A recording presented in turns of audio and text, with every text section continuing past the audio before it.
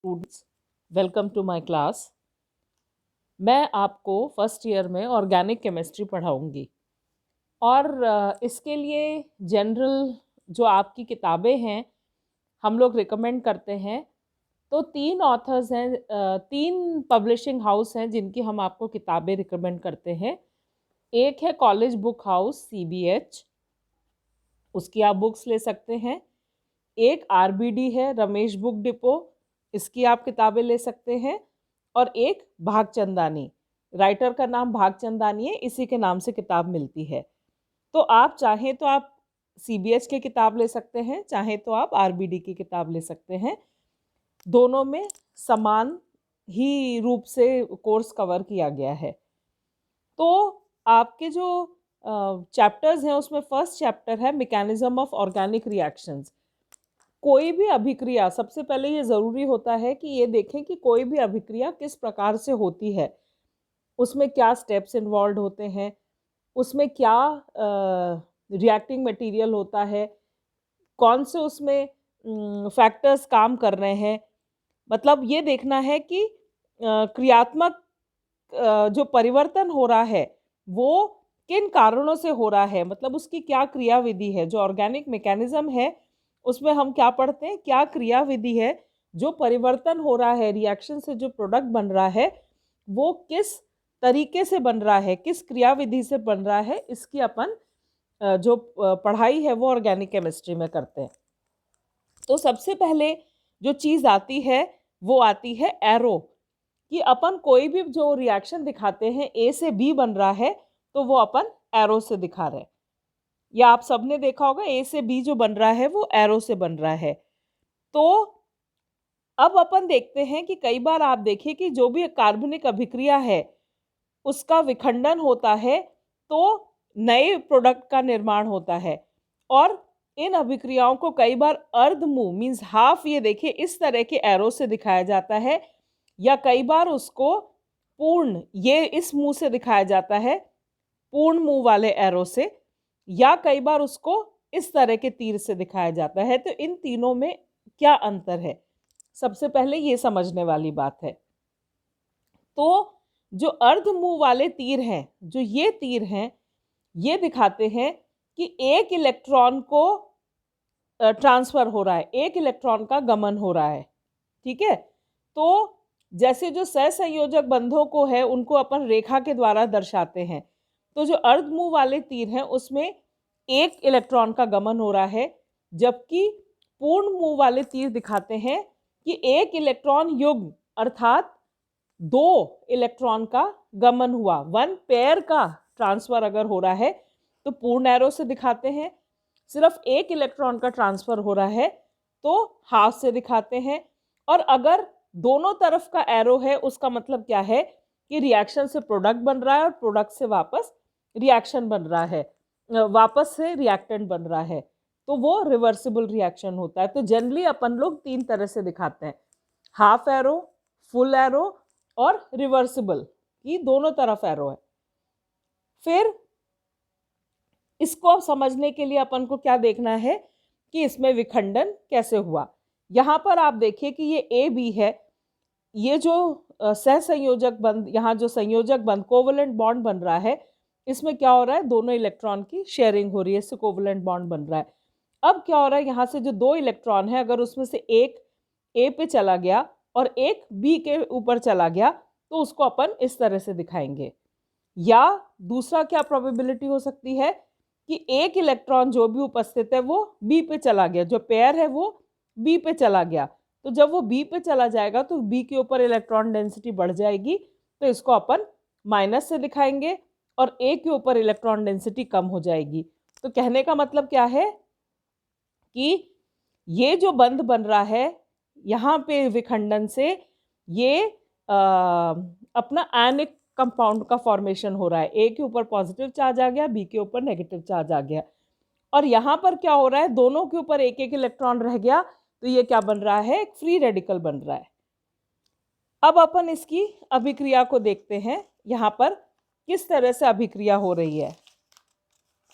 तो बॉन्ड का विखंडन दो तरह से होता है, एक होता है समांश और एक होता है विषमांश, या इसको बोलेंगे होमोलिटिक और हेट्रोलिटिक क्लीवेज। अब होमोलिटिक विखंडन क्या होता है, समांश विखंडन क्या होता है? इसमें क्या होता है कि जिस विखंडन में सहसंयोजक बंधों के दोनों इलेक्ट्रॉन विखंडन के पश्चात समान रूप से वितरित हो जाएं, अर्थात इलेक्ट्रॉन युग्म में से एक इलेक्ट्रॉन का अभिगमन एक परमाणु की ओर तथा दूसरे इलेक्ट्रॉन का अभिगमन दूसरे परमाणु की ओर होता है, उसे समांश विखंडन कहते हैं। यहाँ अपन देख सकते हैं ये कोवलेंट बॉन्ड है, इसके बीच में दो इलेक्ट्रॉन्स हैं, इसमें से बराबर से एक इलेक्ट्रॉन ए पर चला गया और दूसरा इलेक्ट्रॉन बी पर चला गया। तो जो ये वाला विखंडन होता है इसको बोलते हैं होमोलिटिक या समांश विखंडन। जैसे CH3H है तो एक इलेक्ट्रॉन CH3 पर आ गया और एक इलेक्ट्रॉन H के ऊपर आ गया। सिमिलरली ClCl है, इसमें एक इलेक्ट्रॉन Cl पे चला गया और एक इलेक्ट्रॉन दूसरे Cl पे चला गया। इस तरह से अपन इसके एग्जाम्पल्स देख सकते हैं। दूसरा जो विखंडन है वो कहलाता है विषमांश विखंडन या हेट्रोलिटिक फिशन। इस विखंडन में क्या होता है कि इसमें असमान वितरण होता है इलेक्ट्रॉन युग्म का। यदि सहसंयोजक बंध के दोनों इलेक्ट्रॉन, सपोज यहाँ पर ए बी हैं, अब ये दोनों इलेक्ट्रॉन अगर बी पे चले जा रहे हैं तो क्या हो रहा है, बी पे इलेक्ट्रॉन डेंसिटी बढ़ जाएगी, तो यहाँ पर इस पर माइनस चार्ज आ जाएगा, और ए पर इलेक्ट्रॉन डेंसिटी कम हो जाएगी तो इस पर पॉजिटिव चार्ज आ जाएगा। तो इसको अपन इस तरह के एरो से दिखा सकते हैं। इलेक्ट्रॉन की अधिकता और दूसरे इलेक्ट्रॉन पर की न्यूनता होती है, इसको अपन इस तरह से घुमावदार तीर के साथ दिखा सकते हैं। जैसे CH3 थ्राइस COH है, यहाँ से इलेक्ट्रॉन डेंसिटी OH के ऊपर चली गई तो इसके ऊपर ये एक टर्शरी प्रोडक्ट बन गया और OH माइनस बन गया। CH3 थ्राइस CCl है, इसी पे क्या हो रहा है कि जो क्लोरीन है ये इलेक्ट्रोनेगेटिव है, ये इलेक्ट्रॉन को अपनी तरफ पुल कर रहा है, तो यहाँ इलेक्ट्रॉन डेंसिटी बढ़ गई, इस पे माइनस चार्ज आ गया, और क्योंकि इसने डोनेट कर दिया इसके ऊपर पॉजिटिव चार्ज आ गया। तो इस तरह से अपन इसको हेट्रोलिटिक फिशन या विषमांश विखंडन इसको बोलते हैं, इस तरह से होता है। आई होप बच्चों आपको समझ आ गया होगा। तो अभी बिल्कुल बेसिक अपन ने क्या चीज़ देखी, तीन तरह के बेसिकली एरोज से अपन किसी भी प्रोडक्ट को दिखाते हैं। एक होता है आधा एरो, दूसरा होता है पूर्ण एरो, और एक रिवर्सिबल जो दोनों तरफ होता है। ठीक है, तो अभी मैंने आपको दो तरह के एरोज के बारे में बताया है, एक जहाँ पे समांश विखंडन और दूसरा है विषमांश विखंडन, कि किस तरह से वहाँ इलेक्ट्रॉन्स ट्रांसफर होते हैं। अब जो दूसरी मेन चीज़ आती है वो आती है टाइप्स ऑफ रिएजेंट। कोई भी अभिक्रिया होने में किस तरह के रिएजेंट इन्वॉल्व हैं ये देखा जाता है। तो कोई भी अभिक्रिया होती है तो जो शुरुआती मटेरियल होता है उसको अपन क्रियाकारक बोलते हैं या रिएक्टेंट बोलते हैं। और ये दो प्रकार के पदार्थ होते हैं। पहला पदार्थ होता है सबस्ट्रेट। सबस्ट्रेट क्या होता है, वे क्रियाकारक जो अभिक्रिया के दौरान अधिक मात्रा में उपस्थित होते हैं तथा जिन पर कोई अन्य क्रियाकारक आक्रमण करके उत्पाद बनाता है। मतलब जो मेजर प्रोडक्ट है और उसके ऊपर कोई भी अटैक करके आपका उत्पाद बनाता है तो उसको अपन सबस्ट्रेट कहते हैं। जैसे यहाँ पे अपन रिएक्शन देख रहे हैं, ये सबस्ट्रेट है, ये जो बेंजीन है सबस्ट्रेट है, इसके ऊपर क्या अभिकर्मक यूज कर रहे हैं, concentrated HNO3 in presence of concentrated H2SO4। ये इसका नाइट्रेशन हो रहा है तो ये उत्पाद बन गया नाइट्रोबेंजीन। तो यहाँ पर क्या है, ये सबस्ट्रेट हुआ, ये ज़्यादा मात्रा में उपस्थित है, तो ठीक है, और इसके ऊपर ये रिएक्टिंग स्पीसीज है जो इसके ऊपर अटैक कर रही है, तो ये अभिकर्मक है और ये सबस्ट्रेट है। दूसरी जो चीज़ होती है रिएक्शन में वो होती है अभिकर्मक या रिएजेंट। अभिकर्मक या रिएजेंट क्या हुआ, वे क्रियाकारक जो कम मात्रा में उपस्थित होते हैं और वो सबस्ट्रेट के ऊपर आक्रमण करते हैं और प्रोडक्ट का फॉर्मेशन करते हैं, तो इनको अपन रिएजेंट कहते हैं। ठीक है, ऐसे क्रियाकारक जो कि सबस्ट्रेट के ऊपर आक्रमण करते हैं और प्रोडक्ट का फॉर्मेशन करते हैं। तो इस रिएक्शन में आप देख लीजिए, बेंजीन सबस्ट्रेट हुआ क्योंकि वो मेजर अमाउंट में, ज़्यादा मात्रा में उपस्थित था, और ये अभिकर्मक हो गए रिएजेंट जो कि कम अमाउंट में उपस्थित हैं, पर इनकी उपस्थिति की वजह से अपना प्रोडक्ट फॉर्मेशन हो रहा है। तो अब अपन देखते हैं कि जो अभिक्रिया है उसमें 3 प्रकार के अभिकर्मक भाग लेते हैं। कोई भी अभिक्रिया होने के लिए उसमें 3 प्रकार के अभिकर्मक भाग लेते हैं। पहला है नाभिक स्नेही अभिकर्मक, दूसरा है इलेक्ट्रॉन स्नेही अभिकर्मक, और तीसरा है मुक्त मूलक अभिकर्मक। ठीक है, ये नाम आपने स्कूल में भी अपने पढ़े होंगे। नाभिक स्नेही अभिकर्मक क्या होता है, इलेक्ट्रॉन स्नेही अभिकर्मक क्या होता है, और मुक्त मूलक अभिकर्मक क्या होता है, पर फिर भी अपन यहाँ पर थोड़ा थोड़ा सा उसके बारे में देख लेते हैं। तो सबसे पहले होता है नाभिक स्नेही या न्यूक्लियोफिलिक रिएजेंट। जो नाभिक स्नेही है ये 2 शब्दों से बना है। न्यूक्लियो मतलब नाभिक या धनावेश या न्यूक्लियस, और फाइल मतलब स्नेह, लविंग। तो अपन क्या कह सकते हैं कि नाभिक स्नेही क्या हुआ, मतलब ऐसा स्पीसीज जो धनावेश के साथ स्नेह रखता होता है, मतलब जो पॉजिटिव चार्ज को अपनी तरफ अट्रैक्ट करेगा। या दूसरे शब्दों में अपन ऐसा ये कह सकते हैं कि न्यूक्लियोफिलिक रिएजेंट क्या हुए, जिनके पास इलेक्ट्रॉन्स उपस्थित हैं। जो इलेक्ट्रॉन्स उपस्थित है तो इसका मतलब क्या हुआ, एक्सेस में इलेक्ट्रॉन्स है तो उसका मतलब क्या हुआ, नेगेटिव चार्ज है, और नेगेटिव चार्ज है तो क्या होगा, वो पॉजिटिव को अपनी तरफ अट्रैक्ट करेगा। तो वो सभी अभिकर्मक जिनमें नाभिक अर्थात धनावेश के प्रति स्नेह होता है, नाभिक स्नेही अभिकर्मक कहलाते हैं। इन अभिकर्मों के स्वयं के पास इलेक्ट्रॉन घनत्व की अधिकता होती है, अर्थात ये इलेक्ट्रॉन धनी होते हैं। अतः अभिक्रिया के दौरान ये उस स्थान पर आक्रमण करते हैं जहां इलेक्ट्रॉन घनत्व की कमी होती है, अर्थात इलेक्ट्रॉन न्यून केंद्रों की तरफ आकर्षित होते हैं। ठीक है, समझ आया। तो न्यूक्लियोफाइल्स क्या हुए, बेसिकली इलेक्ट्रॉन रिच स्पीसीज हुई। तो जो भी जैसे OH है, Cl है, Sn है, C डबल बॉन्ड O है, F माइनस, Cl माइनस, मतलब ये जो भी जिनके ऊपर माइनस चार्ज है वो सब न्यूक्लियोफाइल कहलाते हैं। ठीक है, यहाँ पे जैसे अपन देख रहे हैं ये RX है, इसके ऊपर OH अटैक कर रहा है, सबस्ट्रेट के ऊपर एक ये नाभिक स्नेही आक्रमण कर रहा है, तो ये क्या होगा, R के ऊपर पॉजिटिव चार्ज है, X के ऊपर नेगेटिव चार्ज है, तो नेगेटिव चार्ज है ये इलेक्ट्रॉन को अपनी तरफ पुल करेगा, तो R के ऊपर पॉजिटिव चार्ज बढ़ जाएगा। इसकी कमी को पूरा करने के लिए ये OH इस पे अटैक करेगा, तो ये ROH बन गया और X लीविंग ग्रुप हो गया। ठीक है, ये बाहर निकल गया। तो ये न्यूक्लियोफिलिक रिएक्शन है। जो इसमें फिर कुछ उदासीन नाभिक स्नेही अभिकर्मक होते हैं। उदासीन मतलब न्यूट्रल न्यूक्लियोफिलिक रिएजेंट्स या न्यूट्रल न्यूक्लियोफाइल्स। वो क्या हुए, वो ऐसे अभिकर्मक जो असहभागित इलेक्ट्रॉन युग्म युक्त उदासीन अणु हो, उदासीन नाभिक स्नेही अभिकर्मक कहलाते हैं। जैसे दूसरे शब्दों में, अपन आसान शब्दों में कहें, ऐसे स्पीसीज जिनके ऊपर lone pair of electrons present है। ठीक है, कई बार अपन देखते हैं जैसे ROH है, HOH है, इन सब के ऊपर देखिए आप लोन पेयर ऑफ इलेक्ट्रॉन्स है। ये ROR, RSH, RSR, NH3, RNH2, RNH, R3N, ये सब क्या हुए, इनके ऊपर क्या है, lone pair of electrons present है, तो ये इलेक्ट्रॉन रिच है।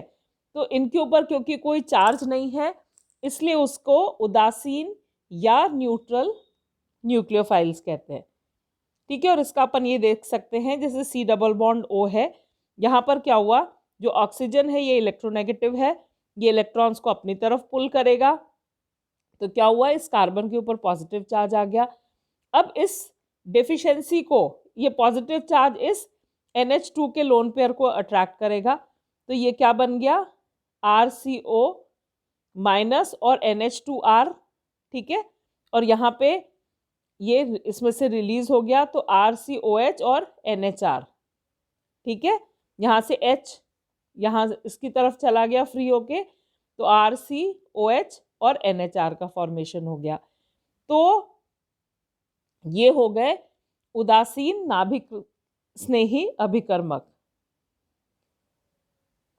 फिर इसमें कुछ और एग्जाम्पल्स हैं, जैसे LiAlH4, NaBH4, ये वो प्रजातियां हैं जो आयनित होकर ऋणायन देती हैं। जैसे इसमें Li ये आयनित हो जाएंगी तो ये ऋणायन देंगी, तो ये भी न्यूट्रल नाभिक स्नेही अभिकर्मक हैं। अब अगले जो अभिकर्मक आते हैं वो आते हैं इलेक्ट्रोफिलिक रिएजेंट या इलेक्ट्रॉन स्नेही अभिकर्मक। तो जैसा इसके शब्द में है इलेक्ट्रोफिलिक, ये भी दो शब्दों से बना है। पहला शब्द है इलेक्ट्रॉन या ऋणावेश, और फाइल मतलब स्नेह रखने वाला, तो ये भी दो शब्दों से मिलकर बना है। इसका शाब्दिक अर्थ हुआ इलेक्ट्रॉन अथवा ऋणावेश को स्नेह रखने वाला। तो वे सभी अभिकर्मक जिनमें इलेक्ट्रॉन ऋणावेश के प्रति स्नेह रखता हो इलेक्ट्रॉन स्नेही अभिकर्मक कहलाता है। मतलब इलेक्ट्रॉन लविंग है। इसमें क्या हो रहा है कि ये क्योंकि इस पे डिफिशिएंसी है तो ये जो भी इलेक्ट्रॉन देगा उसकी तरफ आकर्षित हो जाएगा। इन अभिकर्मकों के स्वयं के पास इलेक्ट्रॉन घनत्व की कमी होती है, अर्थात ये इलेक्ट्रॉन न्यून होते हैं। अतः अभिक्रियाओं के दौरान ये उस स्थान पर आक्रमण करते हैं जहां इलेक्ट्रॉन घनत्व की अधिकता होती है, ठीक है। मतलब इनके पास क्या है, क्योंकि इस पे पॉजिटिव चार्ज है, इसका मतलब क्या हुआ कि इसमें इलेक्ट्रॉन्स की कमी है, तो ये उसकी तरफ अट्रैक्ट होंगे जहां इलेक्ट्रॉन ज़्यादा हैं। तो मतलब ये जहां पर भी नेगेटिव चार्ज होगा उसकी तरफ अट्रैक्ट होंगे। तो इसमें सबसे पहले अपन देखते हैं धनावेशित इलेक्ट्रॉन स्नेही अभिकर्मक। जैसा मैंने बोला बहुत सारे ऐसे अभिकर्मक है जिनके ऊपर पॉजिटिव चार्ज होता है, तो ये सभी इलेक्ट्रॉन स्नेही अभिकर्मक कहलाएंगे। जैसे H ion, H3O ion, CH3 ion, C2H5+, CH3 twice C+, C6H5N2+, NO+, NO2+, ये सभी एग्जाम्पल हैं धनावेशित इलेक्ट्रॉन स्नेही अभिकर्मक के। तो जैसे C6H6 प्लस NO2 इस पर अट्रैक्ट हो रहा है तो C6H5NO2 का फॉर्मेशन हो गया। सिमिलरली अगर अपन बेंजीन रिंग में देखें, इस पर NO2 अट्रैक्ट हो रहा है तो ये इस पर जुड़ गया, ये इसका फॉर्मेशन हो गया, ठीक है। दूसरे होते हैं उदासीन इलेक्ट्रॉन स्नेही अभिकर्मक। ये क्या, न्यूट्रल, जहां पर चार्ज नहीं दिख रहा है। तो ऐसे अभिकर्मक जिनका अष्टक पूर्ण हो, इनका अष्टक पूर्ण हो रहा है, उदासीन इलेक्ट्रॉन स्नेही अभिकर्मक कहलाते हैं। जैसे BF3, AlCl3, BeCl2, FeCl3, ZnCl2, CH2, CCl2, CO2, SO3 इत्यादि। जैसे इस बेंजीन रिंग पे अगर RX अटैक कर रहा है इन प्रेजेंस ऑफ AlCl3 तो यहाँ पर क्या हो जा रहा है, इस पे R सब्स्टिट्यूट कर जा रहा है पर प्लस HX बन रहा है। तो इसकी अगर अपन क्रियाविधि समझें तो ये कैसे क्रियाविधि हो रही है, इसमें सबसे पहले जो ये RX है ये AlCl3 के साथ जुड़ के ये क्या बना रहा है, R प्लस AlCl3X माइनस, ठीक है। अब R प्लस और AlCl3X माइनस बना दिया।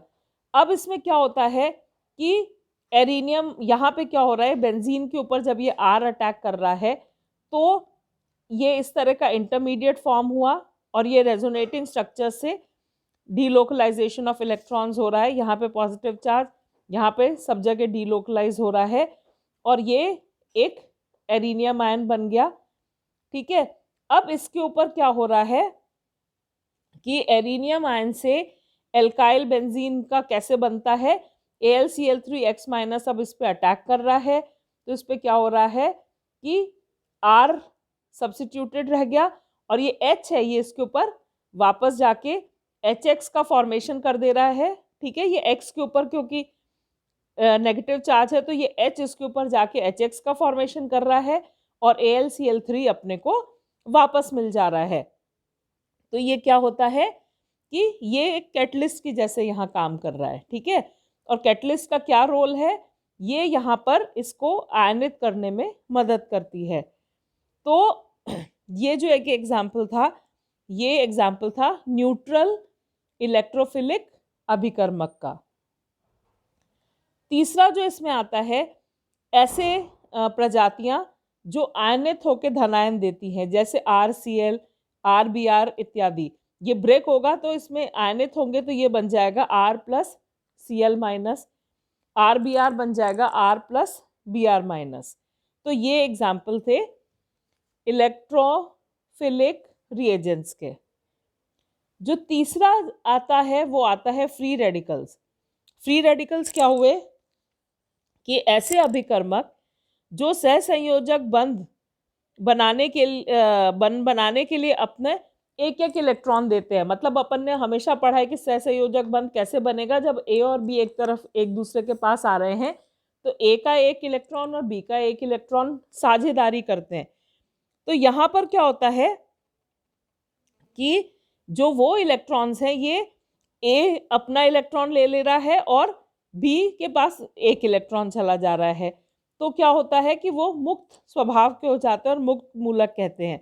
जैसे H आयन, H के ऊपर एक इलेक्ट्रॉन आ गया, Cl के ऊपर एक इलेक्ट्रॉन आ गया, Br के ऊपर एक इलेक्ट्रॉन आ गया, I के ऊपर एक इलेक्ट्रॉन आ गया, CH3 के ऊपर एक इलेक्ट्रॉन आ गया। तो ये सारे क्या कहलाते हैं, मुक्त मूलक कहलाते हैं।